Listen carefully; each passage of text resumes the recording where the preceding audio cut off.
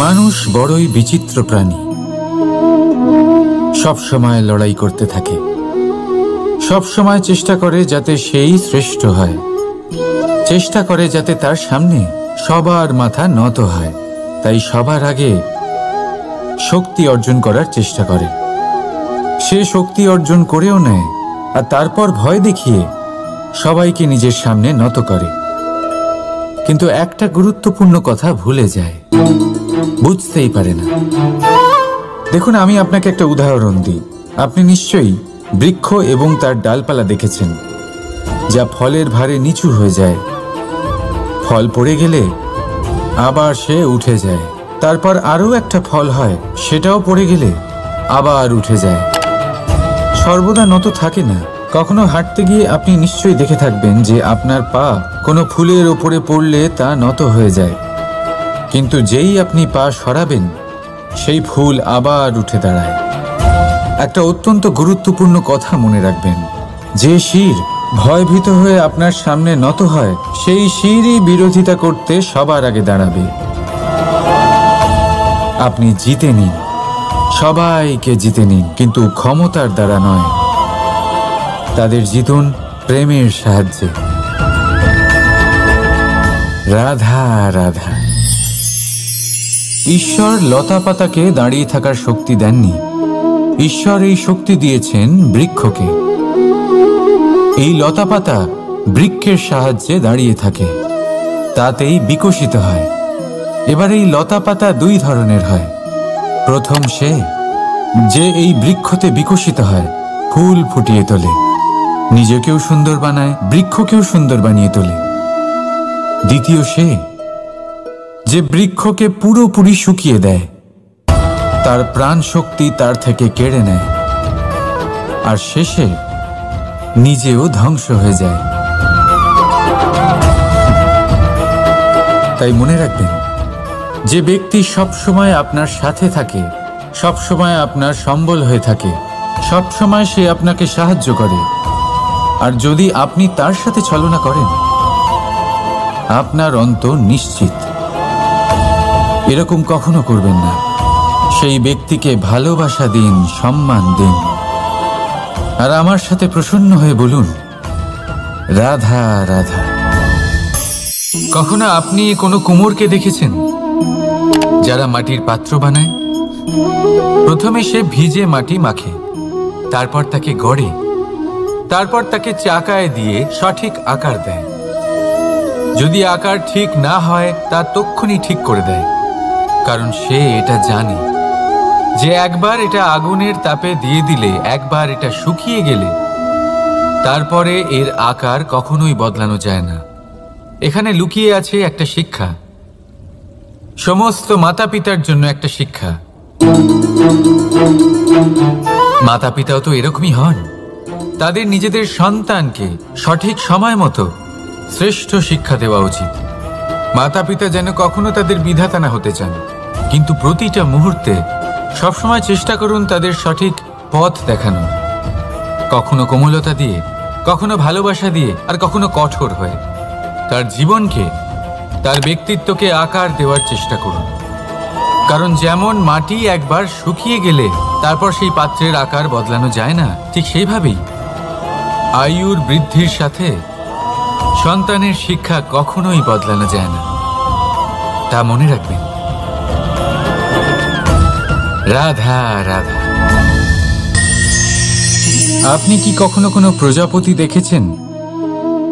ভালো নিশ্চয়ই লাগে। আসলে প্রজাপতি কার না ভালো লাগে? ছোট হোক বা বড়, প্রজাপতিকে সবার ভালো লাগে। এবারে ভাবুন, এই প্রজাপতির সূত্রপাত কি করে হয়? এই প্রজাপতি শুরু হয় একটা গুটি থেকে, যেখানে সে সুরক্ষিত থাকে। গুটি ভেঙে যখন সে এই সংসারে আসে, তখন একটা কীট রূপে থাকে। কীট যে ভূমির ওপরে চলাচল করে, যে বৃক্ষের পাতার ওপরে সুরক্ষিত থাকে। তারপরে তার মধ্যে আসে আরো একটা পরিবর্তন, তার ডানা গজায়। তখনই সে প্রজাপতি হয়। তখন সে খোলা আকাশে উড়ে বেড়াতে পারে। সুন্দর সুন্দর পুষ্প থেকে সে মধু পান করে। কখনো ভেবেছেন যে প্রজাপতি ছাড়া আর কেউ এটা পারে না কেন? কারণ সে সেই গুটি থেকে বেরোতে পারে। যদি সে সেই গুটি থেকে নাই বেরোতো, সে উড়তেই পারত না, কখনো প্রজাপতি হতেই পারত না। আমাদের সাথেও ঠিক এটাই হয়। আমরা সবসময় সেখানেই থাকতে চাই যেখানে আমরা সুরক্ষিত থাকি। সেই সুরক্ষা চক্রেই আমরা থাকতে চাই, কিন্তু এই বিকাশ সুরক্ষা সীমা পার হওয়ার পরেই অর্জন করা যায়। তাই যদি আপনি জীবনে বড় কিছু করতে চান, মহান কাজ করতে চান, নিজের ব্যক্তিত্ব তৈরি করতে চান, তাহলে এই সুরক্ষা চক্র ভুলে যান। সুরক্ষা সীমা লঙ্ঘন করুন, এগিয়ে যান, প্রতিকূলতার সম্মুখীন হন, কঠিন পরিস্থিতির সম্মুখীন হন, সাহস করে এগিয়ে চলুন, আরো শক্তিশালী হয়ে উঠুন।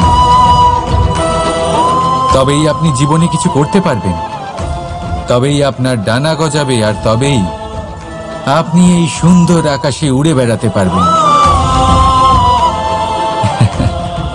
রাধা রাধা।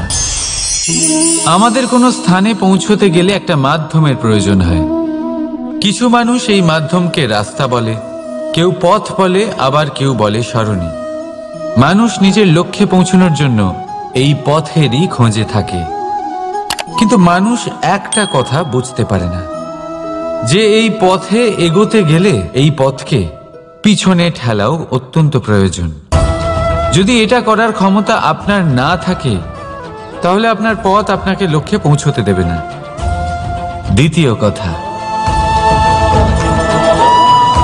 যদি নিরন্তর চেষ্টা আপনি করতে পারেন, যদি সেই ক্ষমতা আপনার মধ্যে থাকে, তাহলে আপনি যখন চাইবেন, যেখানে চাইবেন, নিজের পথ নিজেই বানাতে পারবেন। রাধা রাধা।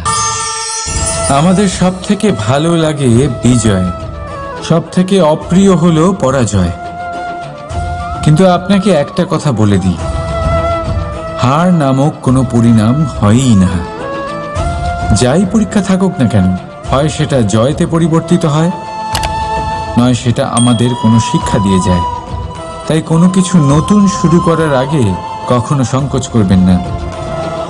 হয় জয় আপনাকে বিজয়ীর মালা পরাবে, নয়তো এই হার আপনাকে অমূল্য কিছু শিখিয়ে যাবে। রাধা রাধা। এই ছোট কাঠের ডাল দেখতে পাচ্ছেন আপনি? একটা বৃক্ষ থেকে এরম হাজার হাজার ডাল পাবেন, যা দিয়ে আপনি আগুন জ্বালাতে পারবেন, যা নিজে জ্বলে আমাদের ভোজন বানাতে সাহায্য করে থাকে, যা নিজে জ্বলে অন্ধকারে আমাদের আলোকিত করে। যদি এটাই অন্যভাবে দেখা যায়, তাহলে এমনই এক ছোট্ট ডালের টুকরো একটা ছোট্ট ফুলকিতেই নিজের সাথে হাজার হাজার বৃক্ষ জ্বালিয়ে দিতে পারে।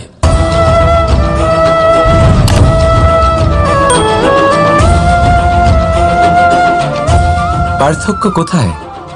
পার্থক্য হলো শুধু দৃষ্টিভঙ্গিতে, মানসিকতায়। যদি এই মন শীতল রাখেন, শান্ত রাখেন, তাহলে অসংখ্য মানুষের জীবন আলোকিত করবেন। যদি ক্রোধ আর অহংকারের আগুনে জ্বলতে থাকেন, তাহলে শুধুমাত্র বিনাশ করবেন। সিদ্ধান্ত আপনার। রাধা রাধা। আজ বিজয়া দশমী, সেই দিন যবে শ্রীরাম রাবণকে বধ করেছিলেন। এ হলো সেই দিন যেদিন শ্রীরাম লঙ্কা জয় করেছিলেন। লোকে বলে এটা খারাপের বিরুদ্ধে ভালোর জয়ের প্রতীক। এটাকে দেখার আরো একটা দিক আছে। আগে হ্যাঁ, এটা ভালোবাসার জয়ের প্রতীক, এটা পরিবারের জয়ের প্রতীক। আপনি তো নিশ্চয়ই জানেন যে রাবণ মহাজ্ঞানী ছিল, মহা শক্তিশালী ছিল, মহাদেবের পরম ভক্ত ছিল রাবণ। এবার যে ব্যক্তি কৈলাস পর্বত তুলতে পারত, সেই ব্যক্তি নিজে এক কাটা বৃক্ষের মতো শ্রীরামের চরণে পড়েছিল। কেন? কারণ রামের সাথে লক্ষণ ছিল। কিন্তু ওদিকে রাবণের সাথে বিভীষণ ছিল না। একদিকে এক পরিবারের মধ্যে ভালোবাসা ছিল, কিন্তু অপরদিকে আর এক পরিবারের মধ্যে দূরত্ব বাড়ছিল। তাই মনে রাখবেন, যদি সংসারের ওপরে বিজয় লাভ করতে হয় তাহলে সর্বপ্রথম পরিবারের মধ্যে ভালোবাসা বজায় রাখতে হবে। পরিবারের মধ্যে ভালোবাসা বাড়ান, দূরত্ব নয়। আপনি সব সময় সুখী থাকবেন আর জীবনের সমস্ত বাধা আপনি অতিক্রম করবেন। রাধা রাধা। আপনি কি কখনো শুনেছেন হরিণ সিংহের থেকে পালানোর বদলে তার সাথে লড়াই করেছে? হরিণ সিংহকে আক্রমণ করেছে, কখনো শুনেছেন? কখনো না। কিন্তু এরকম হতেই পারে, এরকম হয়েই থাকে। আর এটা তখনই হয় যখন হরিণের শাবক বিপদে পড়ে। যখন তার সিংহের কবলে পড়ার ভয় থাকে, তখন হরিণীও এসে সিংহের সাথে লড়াই করতে থাকে। কারণ সে একজন মা, আর মা তার সন্তানের জন্য সবকিছু করতে পারে। এ হলো মায়ের স্নেহ, যেটা যত নরম হতে পারে ঠিক ততটাই কঠোরও হতে পারে। আর তার সন্তানের মঙ্গলের জন্য সে ক্রোধের সমস্ত সীমা পার করে তার সন্তানকে রক্ষা করেই ছাড়বে। আর সেই জন্যই তো মাকে সন্তানের জীবনে সব থেকে বড় ঢাল বলা হয়। এই মাকে আমার শত কোটি প্রণাম। রাধা রাধা। কামবোধ, এটাই আপনার অন্তরের প্রথম শত্রু। বেশিরভাগ মানুষই কামবোধ বলতে লালসা বোঝেন, কিন্তু এটা সম্পূর্ণ সত্য নয়। কামের আসল অর্থ হল কামনা। এটা খুবই সহজ ব্যাপার। মনুষ্য শরীর থাকলে, মানুষের মন থাকলে এই কামনা অবশ্যই থাকবে। এবার এটাই দেখতে হবে যে এই কামনা নেতিবাচক কামনা নাকি ইতিবাচক কামনা।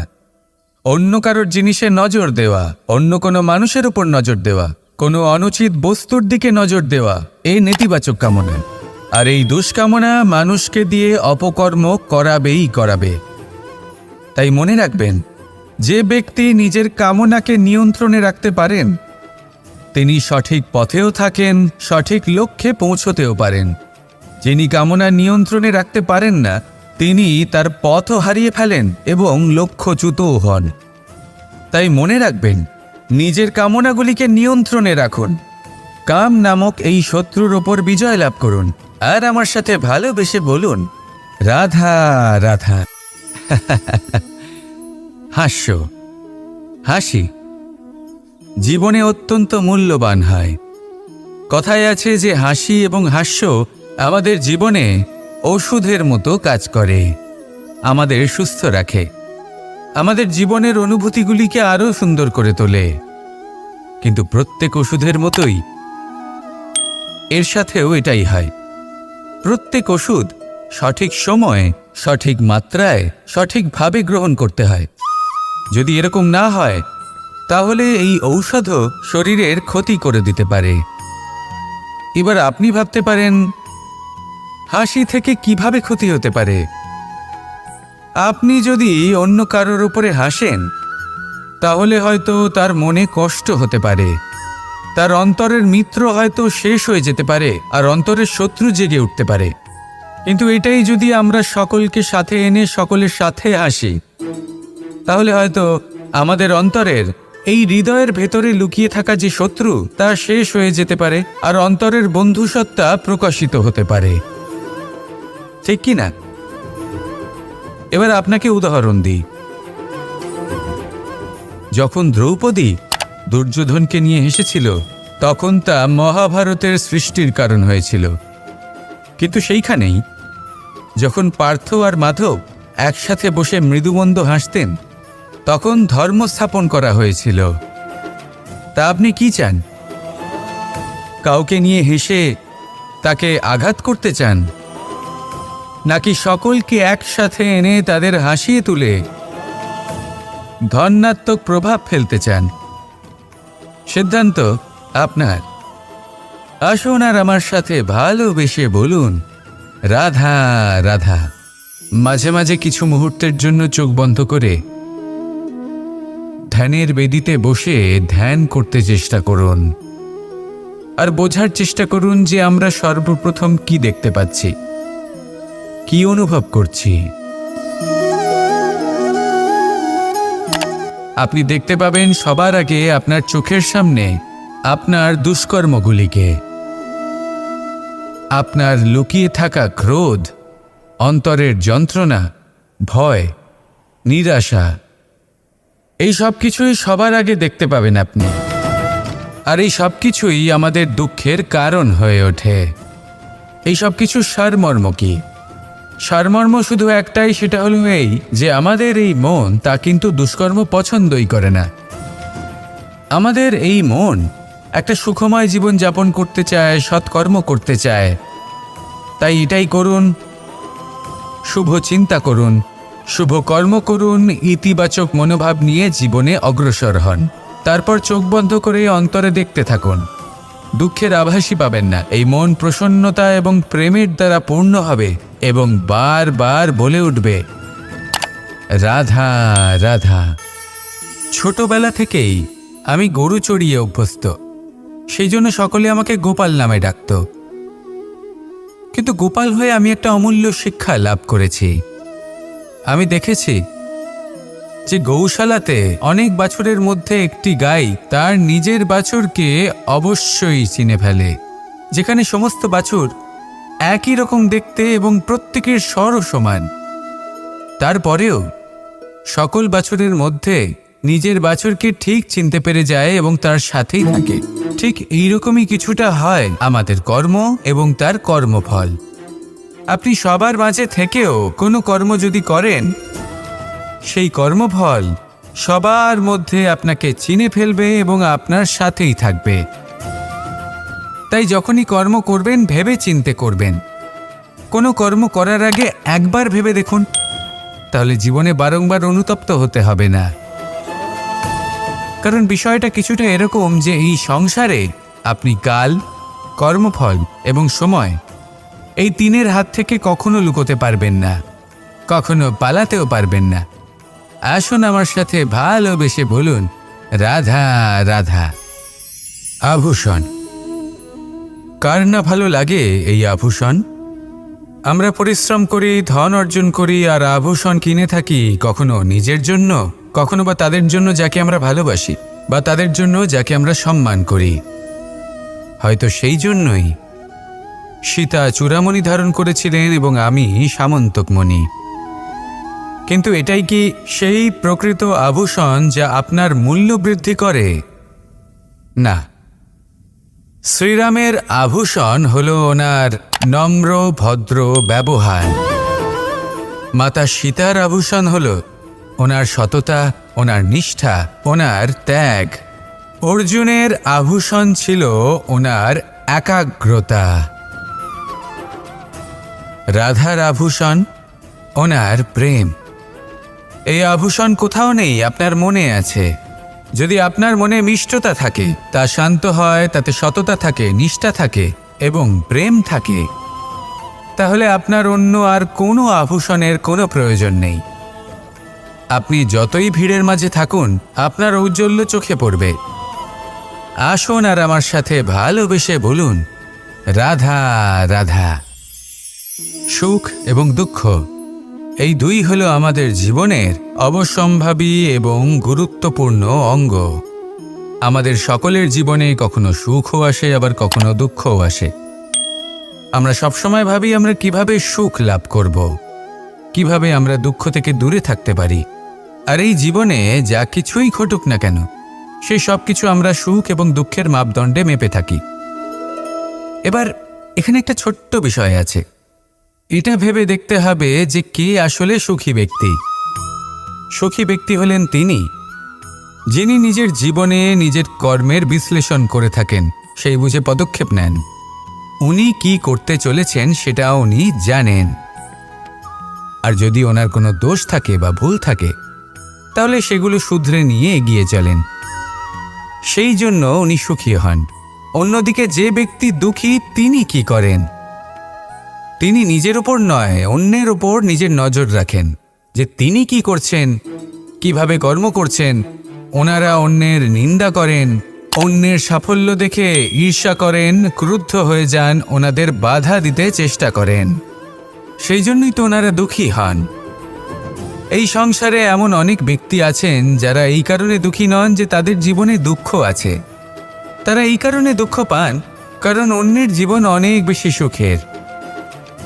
দেখুন, শেষ পর্যন্ত আপনাকে নিজের কর্মের প্রতি মনোসংযোগ করতেই হবে, অন্যের প্রতি নয়। কারণ আপনার জীবনে আপনার কর্ম হলো এমন একটা জিনিস যা আপনার নিয়ন্ত্রণে আছে। নিরন্তর চেষ্টা করতে থাকুন, নিজের কর্মকে বুঝতে শিখুন, শুধরে নিন, নিজেকে শ্রেষ্ঠ করে তুলুন। তখন সাফল্য নিজে থেকে আপনার কাছে আসবে, আর এই মন প্রসন্ন হয়ে বলবে, রাধা রাধা। প্রেমের পরিভাষা আসলে কি? ভিন্ন ভিন্ন ধরনের ব্যক্তি, ভিন্ন ভিন্ন ধরনের প্রেমী, আলোচক বিভিন্ন ধরনের পরিভাষা প্রদান করেন এই প্রেম নিয়ে। কিন্তু প্রত্যেকের মনে কখনো কখনো এই প্রশ্ন এসেছে, এই ভালোবাসা আসলে কি? নিজের প্রিয়তমকে জয় করাই কি প্রেম? চার হাত এক হয়ে যাবার নামই কি প্রেম? নিজের আবেগ ব্যক্ত করাই কি ভালোবাসা?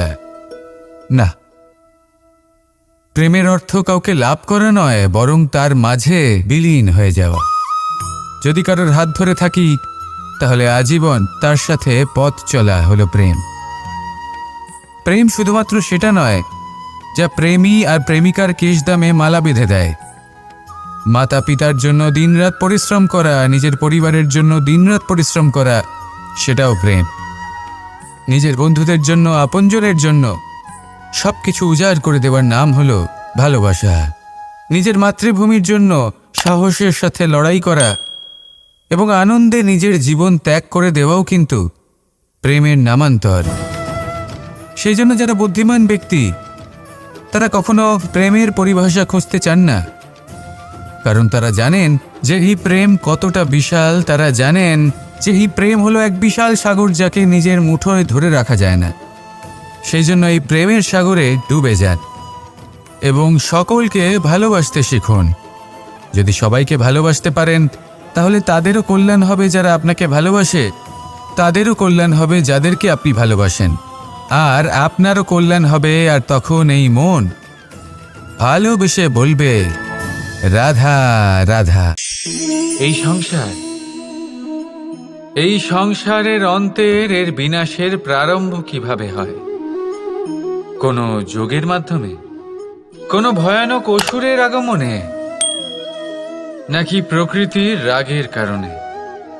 না, এই সংসারের বিনাশের প্রারম্ভ হয় আমি থেকে।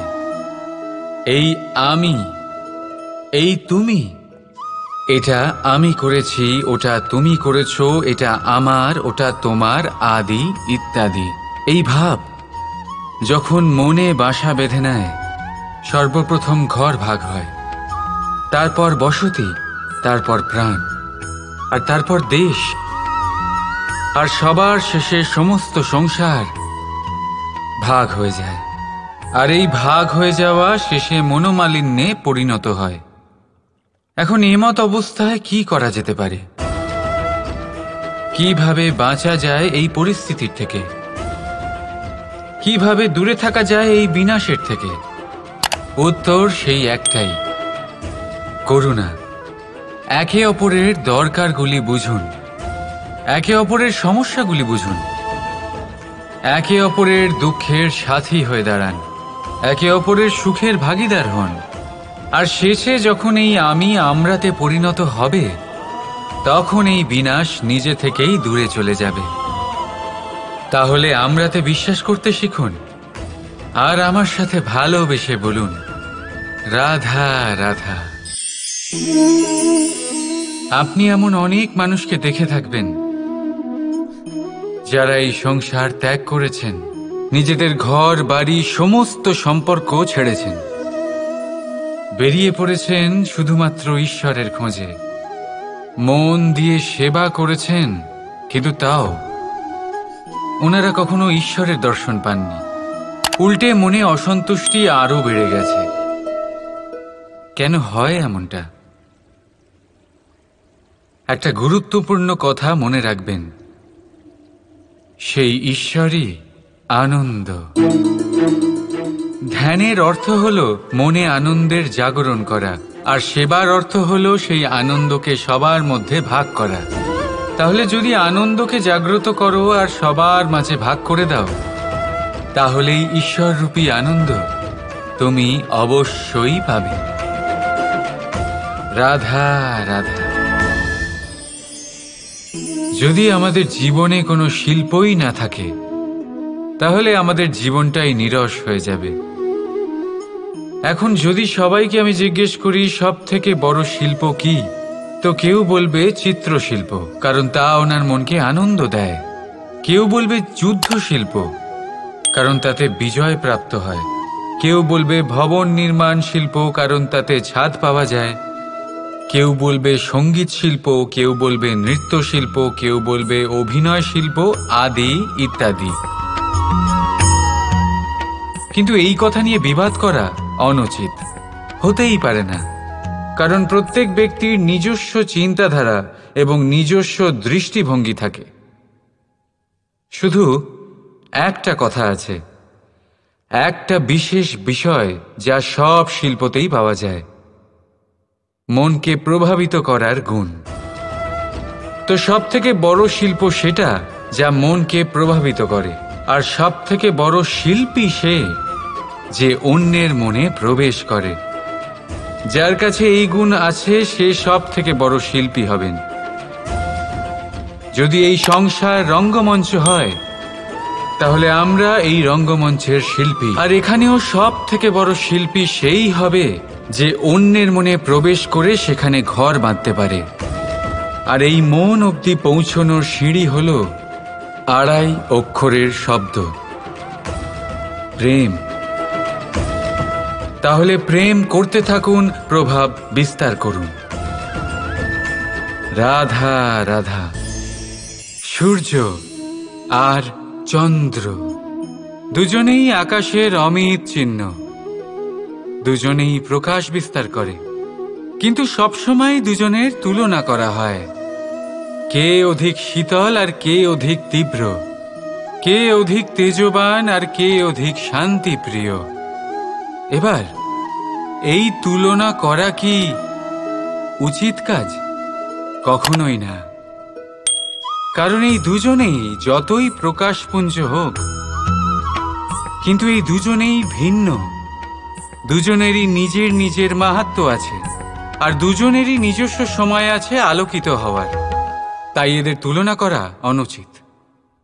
ঠিক সেইভাবেই আমাদের জীবনেও তুলনা করা অনুচিত হবে। নিজের তুলনা অন্য কারোর সাথে কখনো করবেন না। আর যদি অন্য কেউ আপনার তুলনা অন্য কারোর সাথে করে, তাতে মন দেবেন না। কারণ এই তুলনা থেকে নিজেকে হীন ভেবে নেওয়া আপনার জন্য ক্ষতিকর। এটা আপনার জন্য লাভজনক নয়। শুধু চেষ্টা করতে থাকুন, নিজেকে বিস্তার করতে থাকুন, আর অপেক্ষা করুন সঠিক সময়ে। কারণ সঠিক সময় আসলে আপনি নিজের গুণ, নিজের দক্ষতা অবশ্যই দেখাতে পারবেন। রাধা রাধা। জীবনে সবাই মহান হতে চায়, সবাই বড় হতে চায়, কিন্তু বড় হয় কিভাবে?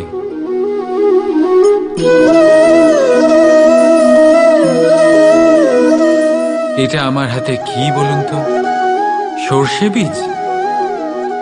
না, এটা হলো বটের বীজ।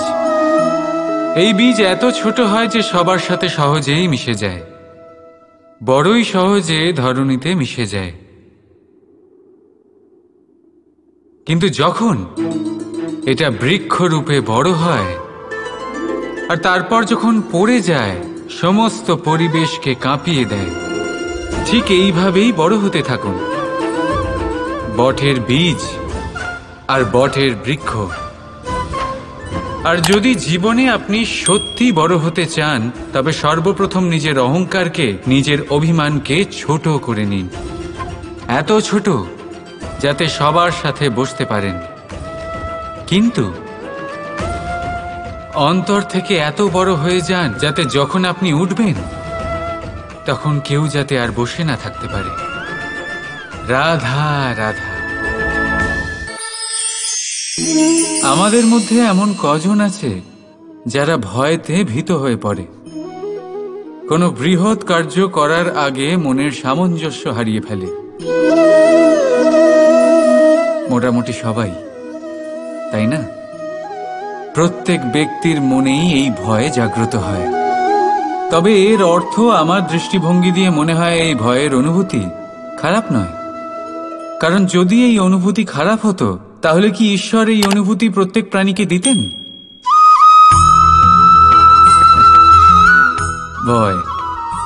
ভয়ের এই অনুভূতি আমাদের জন্য ভালো, অত্যন্ত আবশ্যক। মনে রাখবেন, যে কোনো কার্য করার আগে যদি মনে ভয় উৎপন্ন হয়, তাহলে এর অর্থ এই যে ওই কার্য করার সময় অনেক সংকটের সম্মুখীন আমাদের হতে হবে। আর সেই সংকটের সম্মুখীন হওয়ার জন্য আমাদের অত্যন্ত সাহসী হতে হবে। শুধুমাত্র এই কথা মনে রাখবেন, মনে সাহস জুগিয়ে এগিয়ে চলুন এই ভয়ের যাত্রাতে। কারণ এই ভয়ই আপনাকে আপনার লক্ষ্যে পৌঁছতে প্রেরণা যোগাবে, আপনাকে শক্তি প্রদান করবে। তাই এই ভয়ের দ্বারা ভয়ভীত হবেন না, এই ভয়কে জয় করুন। আর আমার সাথে ভালোবেসে বলুন, রাধা রাধা।